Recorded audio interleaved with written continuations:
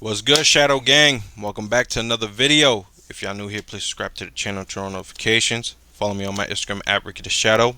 I always post when I drop a new video, as well as my TikTok. Now, today we're going to do something different. We done it before, but it's still fresh and new, and I think y'all going to like this video even more than the last one. Today I have a special guest with me. I got the one and only Black Couch Booking back in the building, man. Introduce yourself, man. Welcome back. YouTube, what's going on, man? It's your boy Black House Booking back on Ricky the Shadow's channel, man. Happy to be linking up with y'all for another banger, man. Like, comment, subscribe to the channel. Like, comment, subscribe to Ricky the Shadow if you aren't already. Man, we ready to get into it, man. Let's go. All right, man. Before we start, how you doing, man? Everything good? Everything good, man. Everything good, man. And I know we got a great topic for everybody today. Mm-hmm. I'm excited for what's to come in the future. And we've got some confirmed news that we need to break to the people on your channel, man. Let's do it. All right, man. For those of y'all that been living under a rock and don't know, the Lucha Bros are finally signed to WWE. Now, I have been reading on this. It turns out they signed a contract similar to Jade Cargill, which most likely means we may see them in their main roster. We may. But now that it's been confirmed that they are signed to WWE, I want to get your thoughts on it, Couch. Tell me what you think about Lucha Bros going from AEW to doing a few weeks in AAA, and now they're in WWE. What you think, man? I'm happy for the Lucha Bros, man. They getting that WWE bag, which is a very different bag, man. Happy they get to showcase their talents on a whole nother level. AEW is primetime television, whether you like AEW or not. Mm-hmm. But now, they're in the flagship company of pro wrestling. So I'm a fan of Penta, not gonna lie. But I'm happy for both of them. Happy that we get another addition to the tag team division. And yes, I think it is confirmed for sure that they will be on the main roster because the Motor City Machine Guns are going to be on NXT. Mm-hmm. Also confirmed. So we got two great tag teams. One from obviously predominantly from TNA, and one predominantly for people who are very very fresh to wrestling. AEW. Mm-hmm. So I'm looking forward to seeing what happens. That's what's up, man. I agree, man. These guys, I've been keeping up with their career, especially since Ray Phoenix been in Lucha Underground and had that dope match with Rey Mysterio, and Penta since he had that one match with another wrestler who he retired and has that one iconic photo where it's all blood around him and he's holding the mask. So it's been a long time coming, and I'm happy for the dudes. They definitely gonna get more exposure. They had every right to stay in AEW because AEW likes to pay their talent that good money. But them Mm-hmm. going to WWE, I think they know, yo, this isn't about the money. This is about proving we can do the best in all of companies because they took it over. Especially in AEW, they won the tag titles. They were one of the first tag teams to win the tag titles there, and they won the trios title as well. So they did everything they had to do there. And I'm pretty sure, if correct me if I'm wrong, didn't Ray Phoenix win the international title as well from John Moxley before he lost it to Orange Cassidy again, right? Mm. Because I remember Pac became the first one. Yeah, yeah, yeah. I Orange remember Cassidy that. beat him. Moxley beat him. But then Moxley, I think it was Ray Phoenix. They had a match, but the thing is, Moxley got injured, so they had to switch the finish. But then, You could be right. right? I ain't even gonna lie. I'm more of a Penta guy. I don't want Hmm. to put the homies against one another, but Yeah, you know what? I mean, I'm not opposed to it, man. I know they both got their feet on the ground. They both done some great things in their career. yeah. So you know what, man? I mean, I'm looking forward to it, man. Hmm. I don't want to be the bearer of bad news. Mm, Obviously, I made a video earlier about the tag team division in yeah. WWE, and I don't think the Lucha Bros alone can save the tag team division, but I do think the signing of them kind of does show Yeah. good faith that something, that the Triple H is thinking about it and he wants it to be more pure. But I'm also getting a lot of comments, and I think it's a joke, but it might not be a joke. A lot of people are saying, bro, the Lucha Bros might just go straight to LWO, be under Rey Mysterio's wing, and I'm like, please Oh don't do man. that, bro. Please don't. That would be so disappointing. Here's my thoughts on that. When I heard they got signed to WWE, my first thought was like, okay, now people are gonna see what these dudes are about. They're gonna be on Mm-hmm. a mainstream audience. Like, let's be real. If we was to compare WWE to AEW or any other wrestling company, those companies are like underground, while WWE is mainstream. So that was my thoughts. But then my second thought was like, wait a minute. For the last 10, 15 years, they have been trying way too hard to find the next Rey Mysterio. They did it with Sin Oh Cara. man, They did it with Kalisto. And Kalisto was the closest out of all of them. Then they even made the Lucha House Party. They did all that. It just never worked. And every time we try to get a new Rey Mysterio, it always ended up being Rey Mysterio himself. And it's happening right now with Dragon Lee. Dragon Lee. Oh man. Like, it's happening right now with Dragon Lee. If they're gonna partner them two with Rey, it cannot be LWO. I don't care if they turn it heel like how they did in WCW. It cannot be LWO. It has to be something else. Mm-hmm. The reason why, I'm not saying I would love to see it. I wouldn't mind it. But knowing them, yeah, there's something's gonna happen. Rey Mysterio and them two are gonna have to cross paths. They already crossed paths before in Lucha Underground, so it's only a matter of time. If they're gonna do an angle, I don't think we're ever gonna see Rey as a heel. I don't think it's so. We have a better chance of John Cena turning heel next year than Right. Rey turning heel at all in his career. That's how I feel.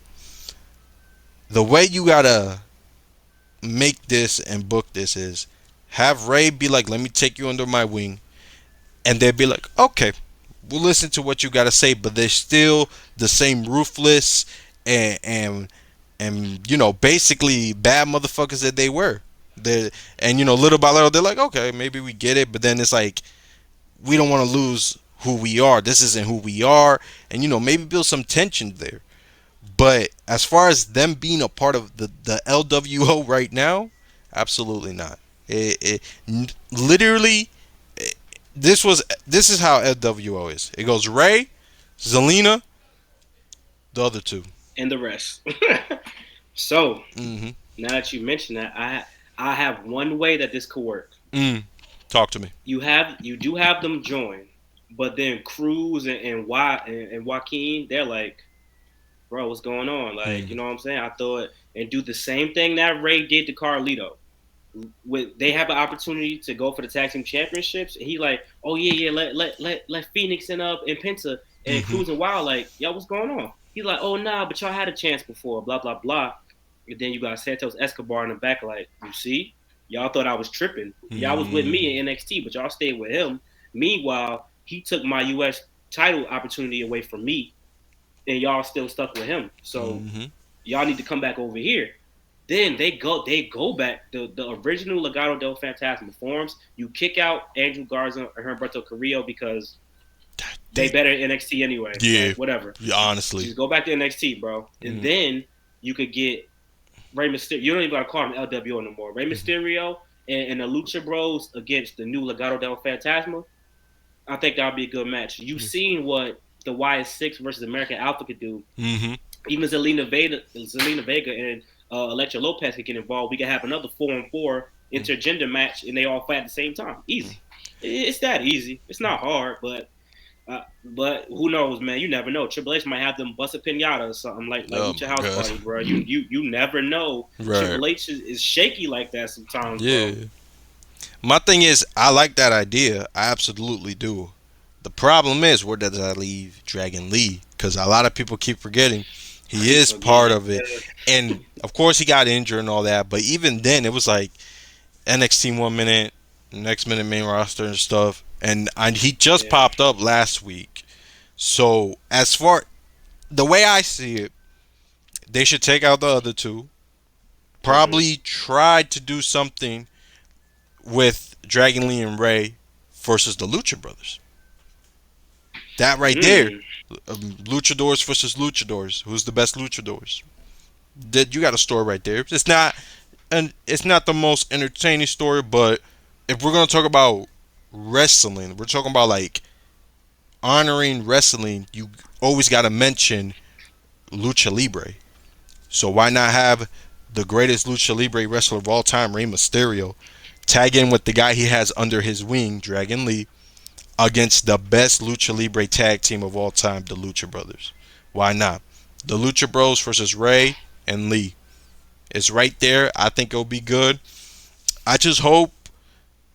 All I'm hoping is, and I don't think Triple H is that naive to do that. He is not no Vince McMahon. So I don't have to worry about them becoming generic Lucha Libre number two or number three.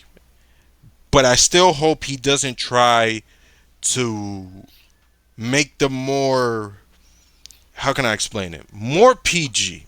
Like, we know that in a few months we're going to get that Netflix deal. We're going to see a lot of stuff.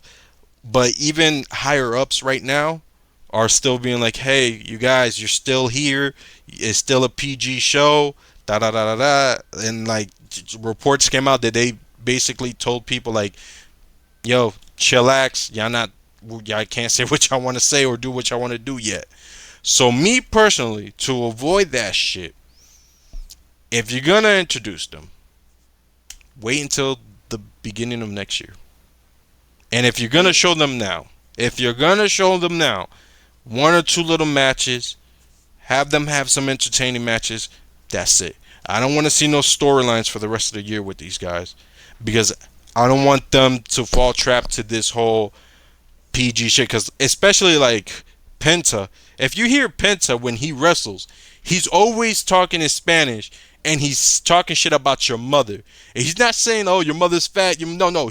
He's calling your mother a bitch. He's calling your mother a whore. He's calling your mother shit dead. I know for a fact if someone wants to yell it to their mom right now, they ain't walking after that. That's his style. He says it right to your face. He don't care if you understand it or not.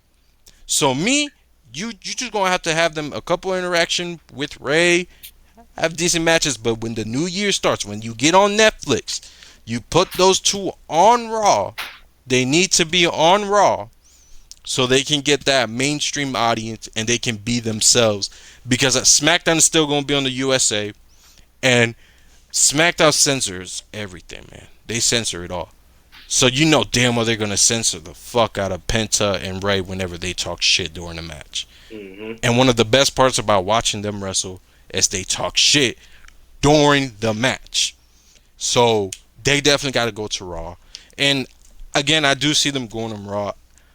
Do I kind of see them maybe popping up in NXT for a little bit. I see a couple weeks, couple months, or maybe until if. All right, here's what I'll do. Right, if I was in this position, if you really desperately want them on TV, you have to put them in NXT just to keep them away from all the guidelines and all that. And me personally, I just don't want them to fall trap to it. Like I just don't.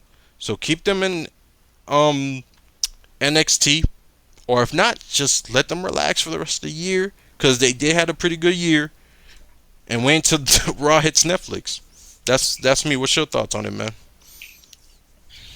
So I figured it out. I figured out a way we could get everything we want without messing anything up, man. Mm-hmm. The Bloodline story right now, it's too quick to get everybody at War Games. I don't know how you squeeze in Jimmy Uso coming back, reuniting with Jay, Sammy reuniting, Sosa Cole going back to the other side, debuting new people for the new Bloodline to have so it could be 5-on-5 is too much. Mm-hmm. Here's what you do: you start up that LWO versus Legado del Fantasma thing again, Mm-hmm. but this time Legado del Fantasma they got three. You get Dominic and Carlito. So you got your Mm. 5 over there. On the other side, they attack Cruz and Wild to get them out of here because Dragon Lee needs to have an opportunity to get in the match.